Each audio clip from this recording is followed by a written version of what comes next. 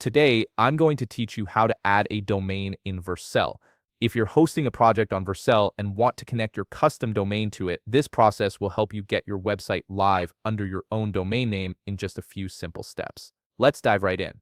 First, open your web browser and navigate to vercel.com. Once you're on the Vercel homepage, you'll need to log in using your credentials.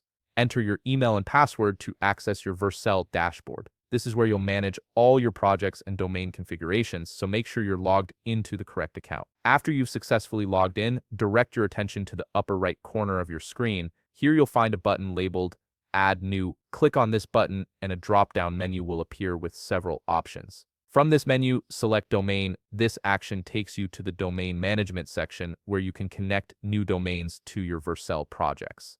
Next, you'll see an option that says Add Existing Domain. Click on this to proceed. This option is specifically designed for domains that you already own and want to link to your Vercel hosted project. By selecting this, you're telling Vercel that you're not registering a new domain, but rather connecting one you've already purchased from a domain registrar. Now you'll be presented with a field where you need to type in your domain name. Carefully enter the domain exactly as it appears, including any subdomain if applicable. For example, if your domain is example.com, type that into the field. Once you've entered your domain name, click the Continue button.